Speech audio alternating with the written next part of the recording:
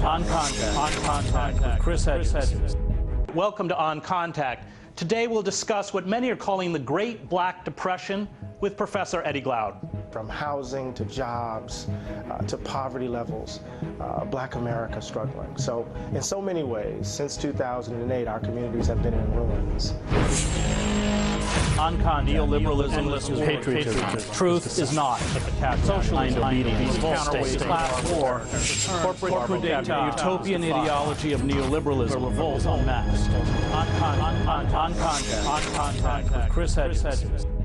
The economic and physical conditions for black men and women in America have declined precipitously, especially since the crash of 2008. Yet most black politicians and intellectuals remain delivery systems for neoliberalism.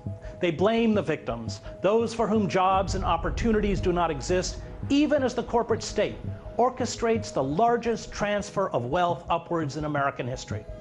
Black apologists for the system call their demands for black personal responsibility tough love. But this stance, music to the ears of the white elite, is morally indefensible. It ignores the harsh reality visited on poor people of color. It ignores the entrenched institutional racism that makes sure the poor remain poor. Courtiers come in different colors in America, but their function is always the same. They are hedonists of power.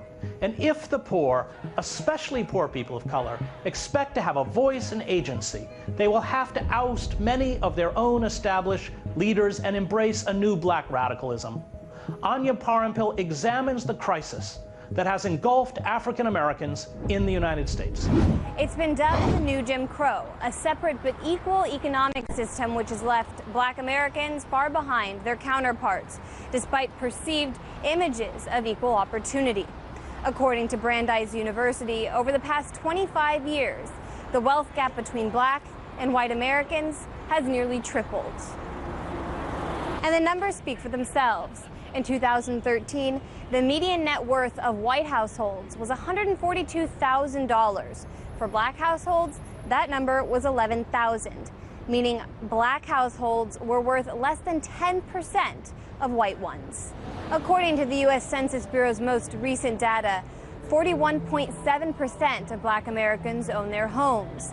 Comparatively, 71.5% of non-Hispanic whites own theirs. So how might this disparity be possible? Well, it all boils back to basic income and employment, which, you guessed it, is heavily divided along racial lines. The Bureau of Labor Statistics put the unemployment rate overall most recently at 4.9%. Yet, if you're looking at just African Americans, that number nearly doubles to 8.6%, and is likely much higher, considering it doesn't count people who have given up looking for a job, are in jail or in prison. But even if you have a job and are black in America, you're likely making less than your white counterparts. According to data analyzed by the Economic Policy Institute, the median household income for black Americans is $35,000.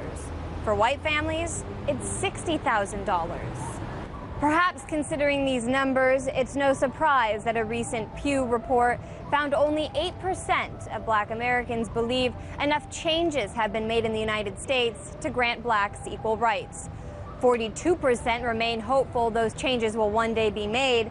However, 43%, slightly more, believe those changes will never come. Professor Eddie Glaude is the chair of the Department of African American Studies at Princeton University. His new book, Democracy in Black: How Race Still Enslaves the American Soul, shatters the fiction of a post-racial America. Professor Glaude is a native of Moss Point, Mississippi, a graduate of Morehouse College, and he earned his PhD from Princeton University in religion. Professor Glaude, thank you. Let's begin with this statistically verifiable reality of what you call in your book the Great Black Depression. Yeah, you know, we talk about the recession of 2008 and how devastating it was. I mean, the analogy was that we hadn't experienced anything like this since the Great Depression. What I wanted to suggest is that by every statistical measure, African America, Black America has experienced something much more profound that we've seen by every measure, right? From housing to jobs to poverty levels, Black America struggling. So in so many ways, since 2008, our communities have been in ruins. In struggling, would you say, in ways that are analogous to the Depression of the 1930s? Oh, absolutely. In terms of our reentry into the job market, I don't think we've lost, right now, as you know, African-American wealth, white wealth is 13 times that as black wealth. Right. We haven't seen those numbers since the first Bush administration. But what I want to suggest is that, what I suggest in the book is that we haven't seen this kind of loss of wealth in Black America since the collapse of the Freedmen's Bank, right? Because most of our wealth was located in our homes, and the housing crisis just simply devastated Black America. And so now we have folks who are trying to re-enter the market. They're re-entering the brutal rental market. They've re-entered the labor market, those who have been blessed to do so, but they're making less and having to struggle or make the decision of whether to keep a roof over their heads or put food on the table. So it's rough out here. In the book, you bring up several factors that contribute to the isolation of Black America, or what you call the privatization of Black misery. One of these is what you call the value gap.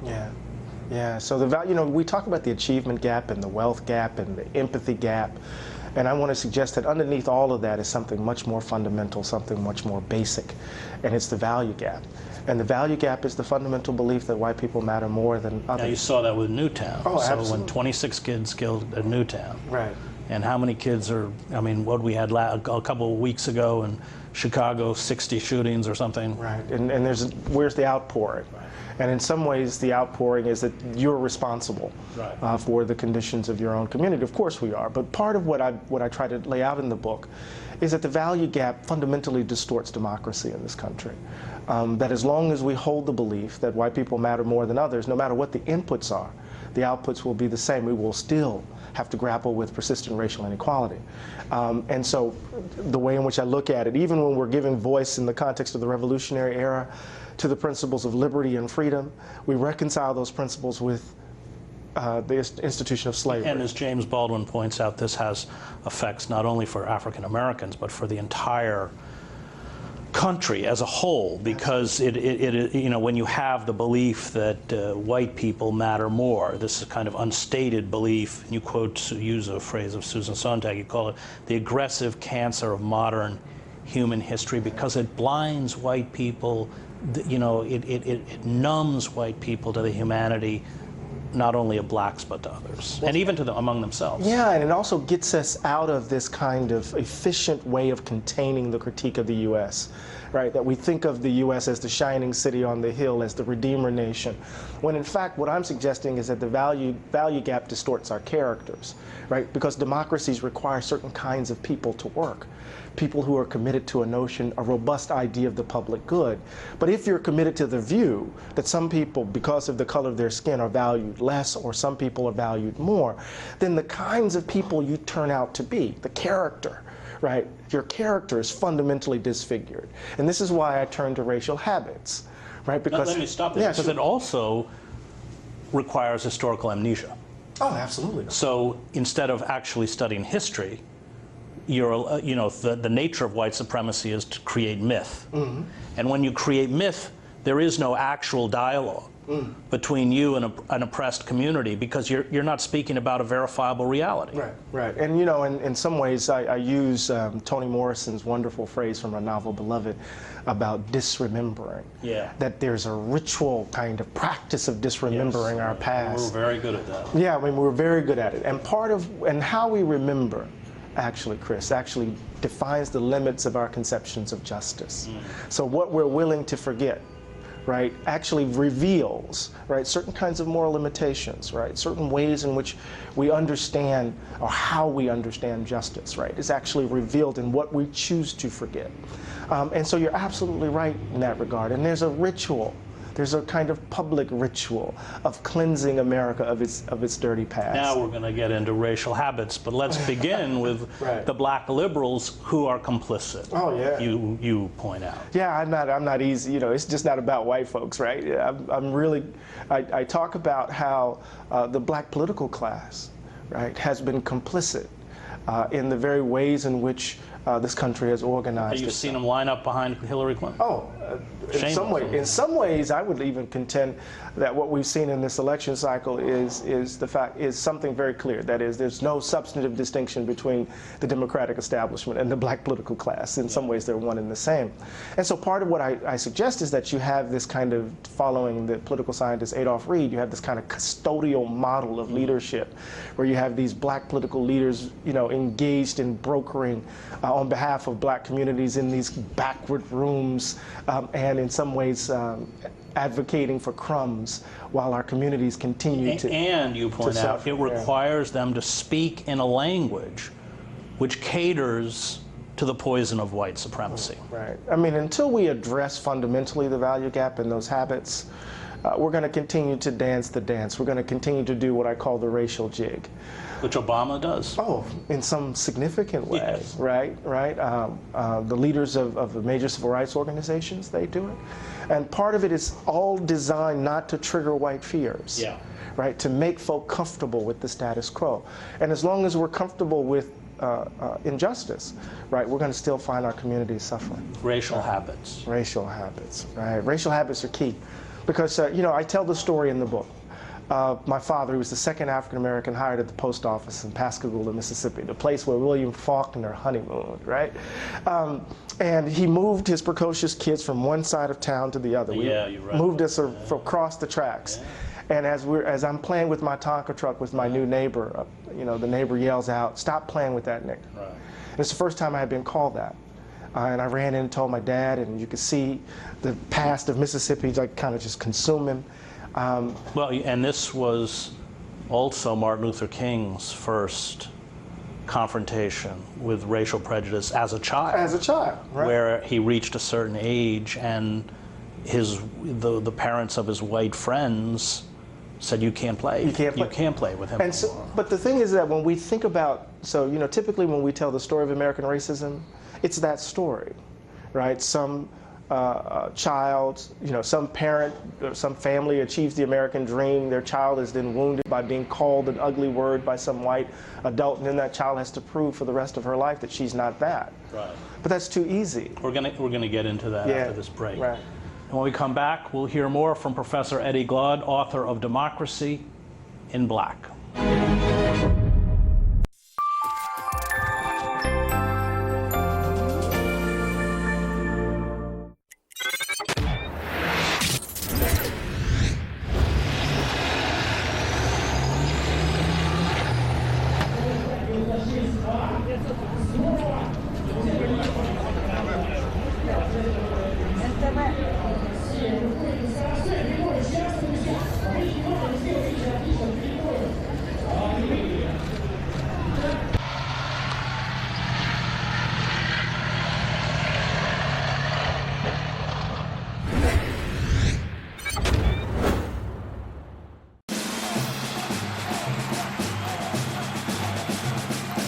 Ed, if this were a job application, isn't Hillary the most qualified ever? If you're looking for someone in government, there's never been anyone so qualified. But on the other hand, if you're looking for somebody in business, which is attracting to a lot of Americans, you might have a very most qualified candidate in Donald Trump.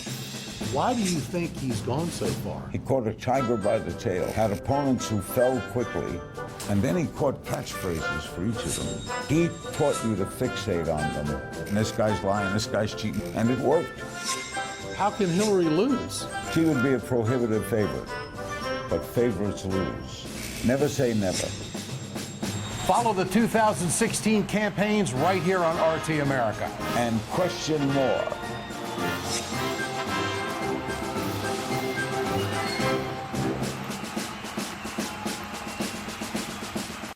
Here's what people have been saying about Redacted tonight. Give it to us. Redacted is full-on awesome. So good. The only show I go out of my way to watch every week. It really packs a punch. Ow! Lee Camp is the John Oliver of RT America. You guys do have the same accent. Hey, we are apparently better than boobs. Nothing's better than boobs. You see, people you've never heard of love Redacted tonight. The president of the World Bank, though, hates it.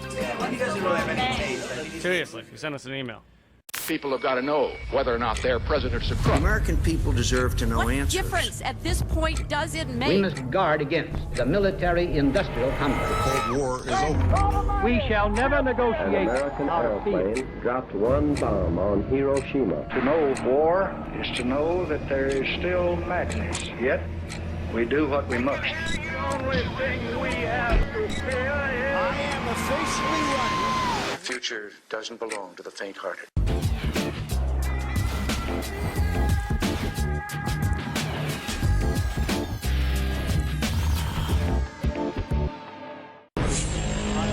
On Contact with Chris Hedges. Welcome back to On Contact. We continue our conversation with Professor Eddie Glaude, author of Democracy in Black. So we were speaking before about that realization you had as a child, many black people have as a child, that the evil of prejudice exists and how wounding that is to your identity, your sense of self, your place within American society. And I think you argue in the book that these have very self-destructive legacies. Right, and that if we reduce American racism to loud racists, to people who are calling children the N-word, then we're going to miss it. Yeah. Because I already knew at the age of 8 that something was happening. I knew we were moving from the black side of town to the white side of town. Because in my old neighborhood, when it rained, our neighborhood flooded because the pipes were bad. The sidewalks weren't paved. The baseball diamond wasn't cut. The houses were smaller. The schools weren't good. So I actually learned race, not by being called the N-word by some loud racist. I learned it in the very space, the built environment. Now, this is a very important point because you can walk into, and of course I live in New Jersey, as you do. We both live in the same city. But it's, you know, New Jersey is a segregated state. So you walk into a school in Camden, New Jersey, per capita, the poorest city in the United States, 96+% of the people there are of color. And they may not experience, as you did, that direct racial assault, but that institutional racism is built all around them, starting with their school system, starting with their housing, you know, the quality of their water, you know, on and on and on. Exactly. That there is, and so within, you know, this vaunted post-racial America that supposedly Obama has delivered, you have not only these systems of institutional racism that keep the poor poor, keep the poor people of color locked in their internal colonies, but you have a system that has built within it a kind of deniability while you change the rhetoric or you change. This is the constant mutation of white supremacy, going all the way back to slavery, whether it's Jim Crow, whether, you know, redlining, I mean, it's all there. Right, and the interesting way is so efficient because the condition of black communities, of poor communities, are attributable to their bad behavior. Yes. Right, to their cultures of poverty, as it were. And that's an old argument that slaves needed to be slaves because they didn't have the capacity to be free, right? That Jim Crow was necessary because of the contagion of these communities, right? And so there's a way in which white supremacy justifies itself by shifting the burden of responsibility onto those who actually bear the brunt. And what's so tragic is that many people internalize that. Oh, absolutely. You know, you can't go through a country or go through life in a country where you are denied dignity and standing, and not in some way be affected by that.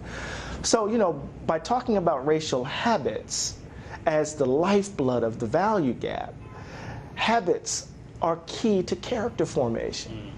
Right? So, you know, Aristotle describes habits or character as the inner penetration of habit.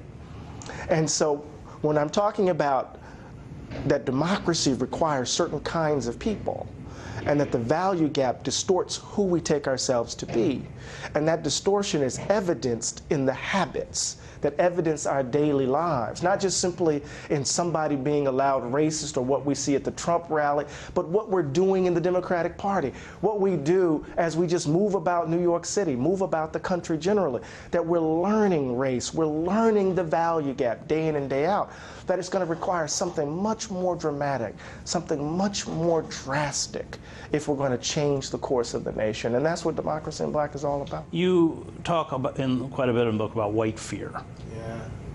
Yeah. And how those people, you teach at Princeton University, you have to deal with this on a personal level. There are, white people are made uncomfortable very easily, and so when you walk out into a predominantly white setting, you're extremely constricted. Oh, absolutely. In terms of even how you can express this reality that is invisible to.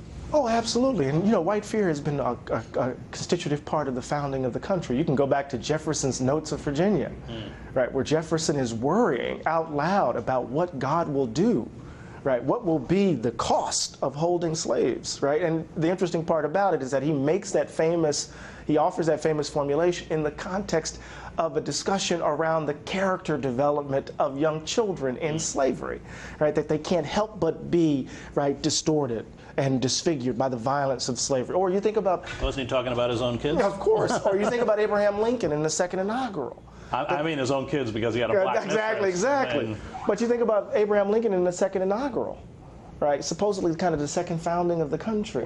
Right? He's giving voice to the fear of divine retribution over the issue of slavery. And of course, the fear. Richard Wright wrote about that in his diary. He said it's good we don't remember. If white people actually thought we remember, exactly. They'd kill all of us out of self-preservation. Right. And then you think about the fear of the Black Panther Party, the fear of black anger, the fear of black rage. And what's so insidious about it, Chris, is that our fear of triggering white fear affects our political behavior. Yeah. So we don't tell the truth. We dance the racial jig. We mask because we're afraid to trigger white fears. Well, and let's be clear, what happens when you tell the truth? As Jeremiah Wright tells the truth, or James Cone tells the truth, without catering to the sensitivities, if I can use that word, may not be the right word, to a white audience, they shut you down. Oh, they do. They can do more than that. They can do more than that, right? And so the idea of white fears driving racial panics, racial moral panics that then drive policy, that then lead people to lock more and more folk up. Isn't this particularly insidious among white liberals because they have this anxiety, they have the fear, but they also desperately want to deny the fear, the reality of that fear. Right. I think in so many ways, the book is so indebted to the insight of James Baldwin. Yeah, Baldwin's. And Baldwin's insight into the psychology of the liberal, who in some ways awash in a kind of sentimentality. Yeah, Malcolm had it too. Right, kind of awash in a kind of sentimentality that refuses to confront the actual ugliness that's right in front of them. Oh, and that they're responsible for. Oh, in so many ways, in so many ways. But part of what I'm trying to insist on is that we're not going to be able to change this unless we honestly and directly confront the ugliness. I think you write in the book that things are going to get worse. Oh, absolutely. And that what you call the Black Great Depression, coupled with the utter denial that is sweeping the country. I mean, this isn't just, this assault has hardly ended. We just erased 1 million people from the welfare rolls. Yeah. I mean, this assault is ongoing. It sure is. And you're watching the rise of, white nativism, neo-Confederates, on the other side. And for the Democratic Party, they're putting forward the same old remedy. Well, she is the classic example of somebody who knows how to speak the language, and yet buttresses the institutions that carry out, the systemic racism. So what we need in the country, as I argue in the book, is a revolution of value. And this, of course, is an echo of Dr. King's revolution of values and where do we go from here in 1968. Who, as you point out in the book, at the end of his life understood how entrenched white racism was. And how deeply connected it is to the material conditions of black life.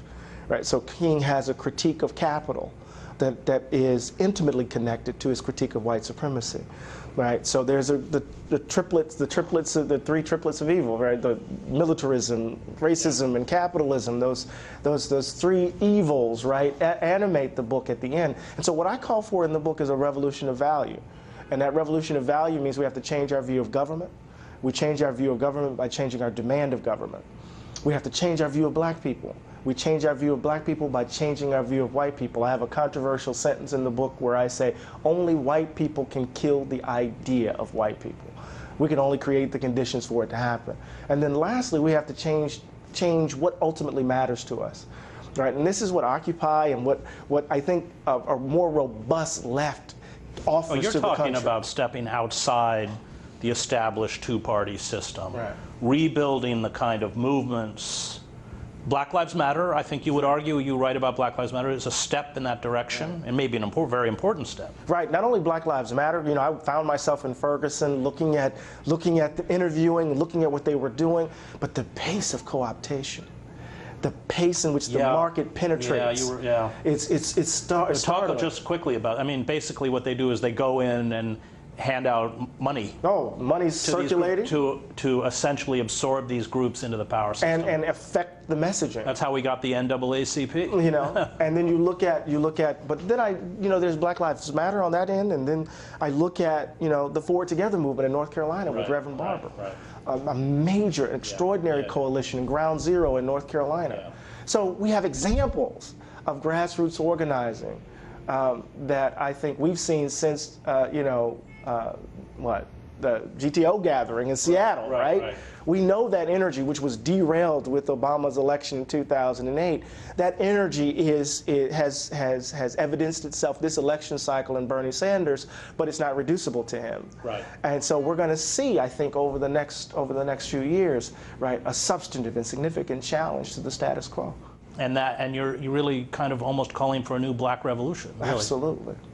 Absolutely. And that's what Democracy in Black is. Democracy in Black has always been, right, an effort to give voice to this notion that this is a country of the people, for the people, and by the people, by expanding the very idea of who those people are. So when Bob Moses and those folk were organizing, SNCC were organizing in Mississippi, they were saying these sharecroppers matter, expanding the conception, the idea of the demos. And so what we need, right, is a fundamental challenge to what democracy actually is. Well, especially at a moment these people have been rendered invisible by corporate media. Absolutely. Probably why you're not on CNN and Today Show and everything else in this book. Probably, because the thing is, I say this about when people compare the book to Ta-Nehisi Coates' book. Right. I said the ask is a little bit harder. That's another show. We won't go after them on this show. Thank you very much. Thank you, Doc. I appreciate it. The Black prophetic tradition, perhaps the most important intellectual tradition in America, is rooted in a concern for the poor and fiercely anti-imperialist. It stretches back to Sojourner Truth and Frederick Douglass. Those that have risen out of this tradition, including Martin Luther King and Malcolm X, have spoken to the ruling white elites with a clarity and moral force that have eluded most other critics of American capitalism and American imperialism. The surrender of the black elites to systems that benefit them personally, but thrust the black underclass deeper and deeper into misery, is one of the great betrayals of our age. This tradition, as Cornel West has pointed out, has long been the leaven in the American democratic loaf, and has always helped halt a slide towards fascist, authoritarian, or autocratic rule. Recovering this tradition is vital, not only for an African American population living in tremendous distress, but for a country that needs to reorient itself to the pain endured of the most vulnerable among us in a post-industrial America. Thank you for watching. You can find us on rt.com/oncontact. Until next week.